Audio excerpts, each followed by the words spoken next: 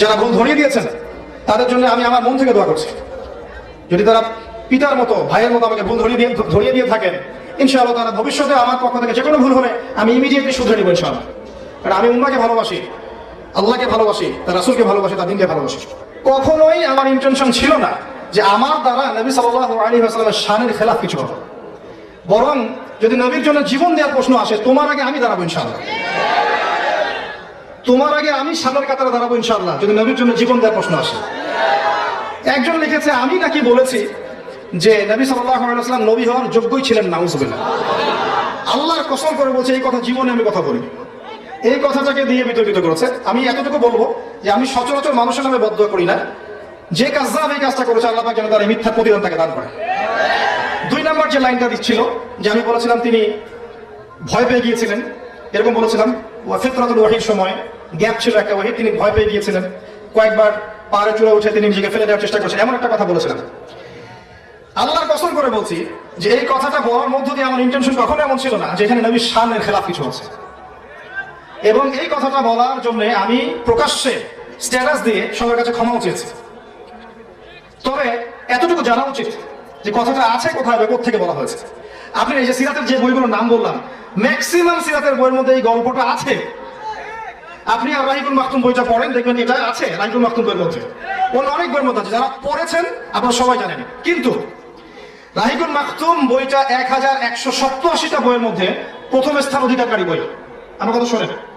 আর রাহিকুল মাকতুম বইটা রামাতে আলেম ইসলামিয়া কম্পিটিশনে 1187টা পাণ্ডুলিপির মধ্যে ফার্স্ট প্রাইজ পাওয়া বই আল্লামা সফিউর রহমান মোবারকুর রাহিমাহুল্লাহ। এই বইয়ের মধ্যে এই ঘটনাটা আছে এবং এই ঘটনাটা সহিহ বুখারীর মধ্যে একটা রিওয়ায়াতে এসেছে।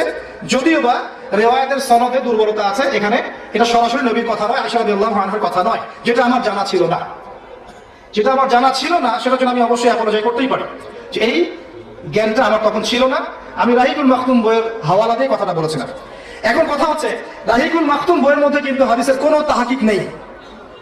আমার কথাটা শোনেন, যে রাহিকুল মাকতুম বইয়ের মধ্যে এটা আছে আল্লামা সফিউর রহমান মোবারকুর রাহিমাহুল্লাহ বই, যেখানে ফার্স্ট প্রাইজ পেয়েছে বইটা, এই বইয়ের মধ্যে কিন্তু এই ঘটনার কোনো তাহকিক নাই, কোনো তাহকিক নাই। যেটা সত্য না মিথ্যা, এটা কি মুরসাল নাকি সনদে সমস্যা আছে, কোনো তাহকিক নাই। এতদিন ধরে রাহিকুল মাকতুম বইটা ছাপানো হচ্ছে বিভিন্ন প্রকাশনীতে, 5টা 10টা প্রকাশনী ছাপাচ্ছে, লক্ষ লক্ষ কোটি কোটি কপি রাহিকুল মাকতুম কিন্তু বাজারে আছে। কই এই প্রকাশনা সংস্থা, এই প্রচার মাধ্যম, এই যারা অনুবাদ করেছে, তাদের কাউকে তো আপনি কুফরি ফতোয়া দিলেন না, তাদের কারো বিরুদ্ধে তো কোনো কথা বললেন না। যদি কথা বলতে হয় ওই বইটাকে ব্যান করে দেন, তাহলে বইটাকে ব্যান করে দেন। আর যদি কুফরি ফতোয়া দিতে হয়, সফিউর রহমান মোবারকুর রাহিমাহুল্লাহকে কবর থেকে তুলে কাফের ফতোয়া দিয়ে আবার দাফন করে দেন। সুবহানাল্লাহ। উনার বইয়ে কিন্তু কোনো তাহকিক দেওয়া হয়নি। এবং আরো সিরাতের বইগুলোতে এই ঘটনাটা আছে যেটা কোনো তাহকিক দেওয়া হয়নি। আর তাহকিক তো আমরা করার যোগ্যতা শক্তি রাখি না।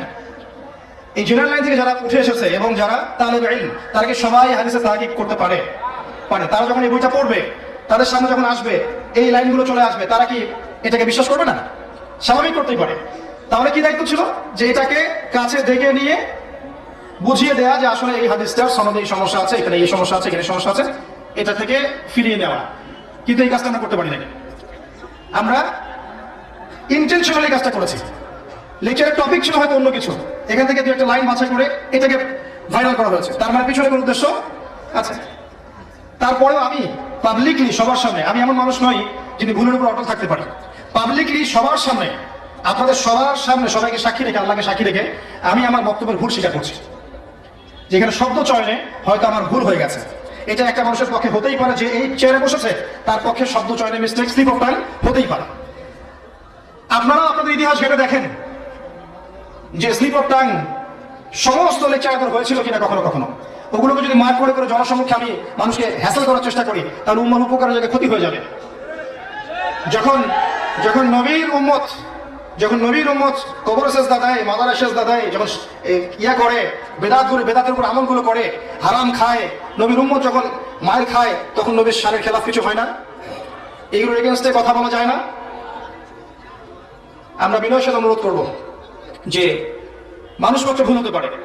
একটা বিষয়কে নিয়ে, ইস্যুকে নিয়ে এত বেশি মাথামাতি করবেন না যে এই বিষয়গুলোকে নিয়ে কথা বলতে আমাদের সত্যিকার শত্রু যারা, এরা আরো 10টা দিন 20টা দিন এগিয়ে যায়।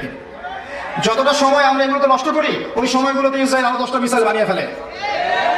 মৌলিক বিষয় দিকে কাজ করুন। আল্লাহর বান্দা হিসেবে আমি আমার ভুল স্বীকার করেছি এবং এখনো করছি, যে হয়তো ওই জায়গায় ওই শব্দটা আমার বলা ঠিক হয়নি, আমার মুখ থেকে স্লিপ অফ টাং হয়ে গেছে। কিন্তু আমি কোন উৎস থেকে বলেছি এটাও বলে দিলাম, এই বইয়ের মধ্যে, এই সব বইয়ের মধ্যে এটা আছে, কোনো তাকিদ ছাড়াই। তাহলে ওই বইয়ের প্রকাশনা সংস্থা, ওদের যারা পড়ছে, যারা ছাপাচ্ছে, এদের সবাইকে কি আপনি কুফরি ফতোয়া দিবেন না? যদি না দেওয়ার সাহস রাখেন তাহলে বুঝবে এটা পক্ষপাতিত্বমূলক আচরণ করেছেন। আল্লাহ পাক আমাদেরকে হেদায়েত দান করুন, ঐক্যবদ্ধ হওয়ার তৌফিক দান করুন। এবং আমি যারা ভুল ধরিয়ে দিয়েছেন তাদের জন্য আমি আমার মন থেকে দোয়া করছি। যদি তারা পিতার মতো, ভাইয়ের মতো আমাকে ভুল ধরিয়ে দিয়ে থাকেন, ইনশাআল্লাহ তারা ভবিষ্যতে আমার পক্ষ থেকে যে কোনো ভুল হলে আমি ইমিডিয়েটলি শুধরে নিব ইনশাআল্লাহ। কারণ আমি উম্মাহকে ভালোবাসি, আল্লাহকে ভালোবাসি, তার রাসূলকে ভালোবাসি, তার দ্বীনকে ভালোবাসি। বিশ্বাস করেন, দেখে নিন ইনশাআল্লাহ, যদি কোনোদিন সুযোগ আসে নবীর শানে জীবন দেওয়ার, আপনার চেয়ে আগে আমি দাঁড়াবো ইনশাআল্লাহ। পড়াশোনা করেন প্রিয় ভাই, 1 নাম্বার কাজ। আর আমার সাথে আরো কিছু মানুষও দাঁড়াবে ইনশাআল্লাহ, যারা সত্যিকার অর্থেই নবীকে ভালোবাসে। 2 নাম্বার, যারা অনুযায়ী আমল করেন।